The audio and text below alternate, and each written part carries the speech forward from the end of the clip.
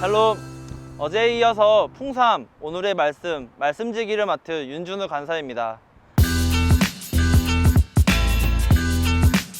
어떡해. 같이 할게요.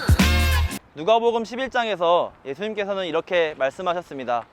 예수께서 가라사대 오히려 하나님의 말씀을 듣고 지키는 자가 복이 있느니라. 오늘도 하나님의 말씀을 사모함으로 나오신 모든 풍삼 독자 여러분 안에 하나님이 주시는 평안과 복이 가득하게 되기를 소망합니다.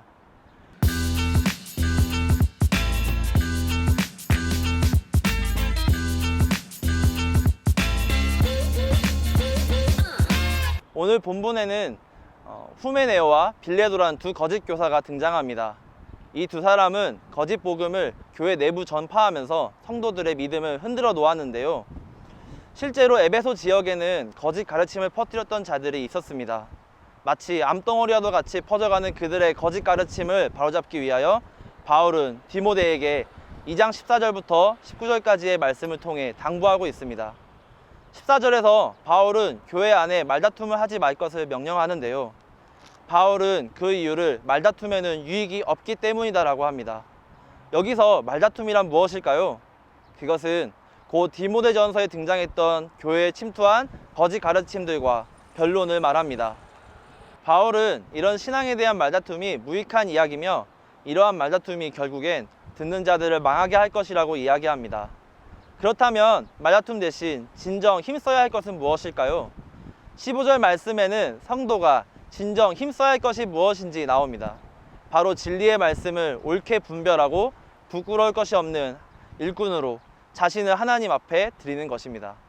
구약 시대에 제사를 드릴 때 하나님 앞에 드릴 제물로 어린 양이나 수소, 염소 등을 바치며 흠없는 것으로 드렸던 것처럼 디모데도 하나님 앞에 정결하고 깨끗하게 바랬던 바울의 마음을 알 수 있습니다.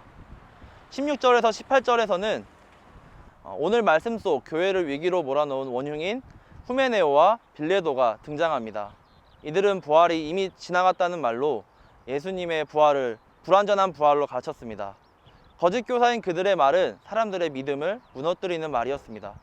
그러나 19절에서 바울은 후메네오와 빌레도의 말을 부정하며 하나님의 견고한 터가 이미 섰고 주님께서는 자신의 백성들, 즉 그리스도인들을 모두 기억하시며 주님의 이름을 부르는 자마다 불의에서 떠날 것이다 라고 그들의 흔들린 믿음을 다시 붙잡습니다. 오늘날에도 은밀한 모양으로 교회를 흔들려고 하는 자들이 많이 있습니다.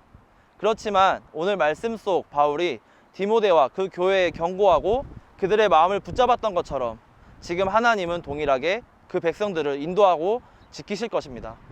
혹시 여러분 마음속에도 후메네오와 빌레도와 같이 하나님의 진리를 어지럽히는 불신의 마음이 있거나 혹은 거짓된 믿음으로 마음을 사로잡는 것은 없나요? 사람들은 진리에 왜곡하고 죄를 지었을 때 그것을 그럴듯한 자기 논리와 허위로 죄를 덮으려고 애쓰곤 합니다.